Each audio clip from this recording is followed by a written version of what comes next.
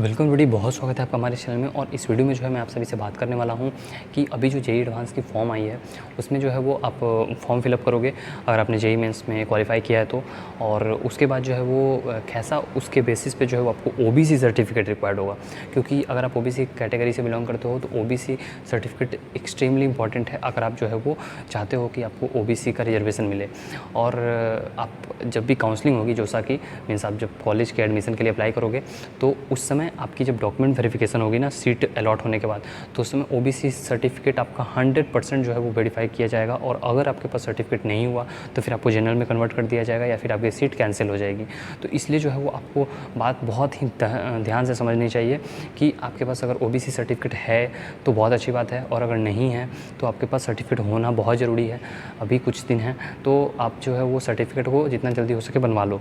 और अगर जो है वो आप चाहते हो कि आपको लगता है ऐसा कि अभी बहुत समय लग सकता है बनवाने में सर्टिफिकेट, मीन सपोज़ करो कि आप अप्लाई कर रहे हो तो अभी के 1 हफ़्ता बाद बनेगा या फिर 2 हफ़्ता बाद बनेगा तो, और लास्ट डेट जो है बहुत जल्द ही है, तो उस केस में जो है वो आप डिक्लेरेशन फॉर्म जो है वो उसे फिलअप कर देना। क्योंकि डिक्लेरेशन फॉर्म में जो है वो ऐसा लिखा गया हुआ है कि मेरे पास अभी सर्टिफिकेट नहीं है, लेकिन जैसे ही जो है वो काउंसलिंग ये सभी होगी तो मैं सर्टिफिकेट जो है वो अपलोड कर दूँगा। तो आप जो है वो डिक्लेरेशन फॉर्म अपलोड कर देना इन दैट केस कि आपके पास सर्टिफिकेट नहीं हो, और अगर है और तो उसे ही अपलोड करना। और सर्टिफिकेट का फॉर्मेट ये सभी को डाउनलोड करने का लिंक मैंने डिस्क्रिप्शन बॉक्स में दे दिया है, तो वहाँ से आप जो है वो डाउनलोड कर सकते हो। एंड एक बात मैं बताना चाहूँगा कि सर्टिफिकेट जो है वो 1 अप्रैल 2022 के बाद की होनी चाहिए।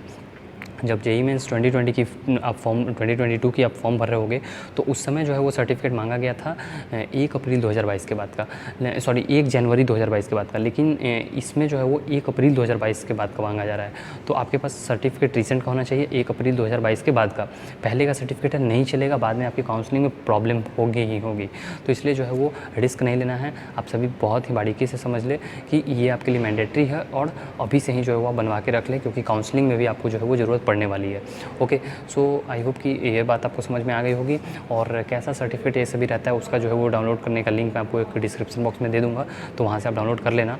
एंड फिर भी अगर कोई डाउट होती है तो आप मुझसे पूछ लेना, क्योंकि बहुत सारे वीडियोज़ अपलोड हैं और कमेंट भी बहुत सारे आते हैं, तो शायद मैं आपके कमेंट का रिप्लाई ना कर पाऊँ, लेकिन और भी स्टूडेंट्स होंगे जो कि शायद आपकी मदद कर देंगे। ओके, तो इन दैट केस कि आप जो है वो सर्टिफिकेट के लिए अप्लाई कर देना।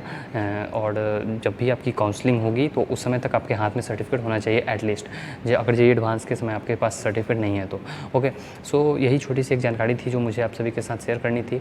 और फैमिली की इनकम आपकी जो है वो 8 लाख से कम होनी चाहिए, और नेम, फादर्स नेम, एड्रेस, ये सभी कुछ भी गलत नहीं होना चाहिए।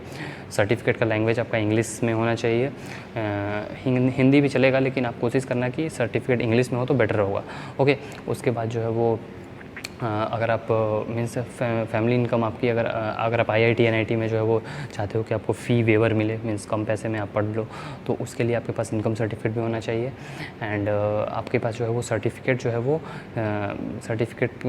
जो है वो आपको कोशिश करनी है कि तहसीलदार लेवल के रैंक से नीचे का ना हो। मीन्स जो सर्कल ऑफिसर होते हैं या फिर आरओ, रेवेन्यू ऑफिसर, या फिर कहीं कहीं जो है वो हम लोग तहसीलदार, नैब तहसीलदार, मालतादार, इन सभी नामों से भी उन्हें बुलाते हैं। तो उनके लेवल का आपका सर्टिफिकेट होना चाहिए। उनके नीचे के रैंक के ऑफिसर का सर्टिफिकेट नहीं चलेगा, तो मिनिमम जो है वो तहसीलदार या फिर आरओ या फिर सर्कल ऑफिसर के रैंक का सर्टिफिकेट होना चाहिए।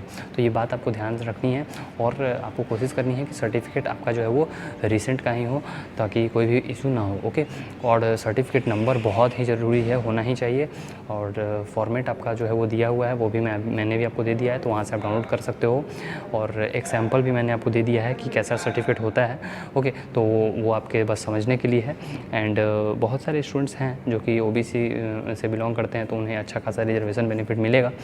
एंड मैंने देखा भी है, तो इसलिए जो है वो आपको बहुत ही ज़रूरी है कि आपके पास सर्टिफिकेट हो।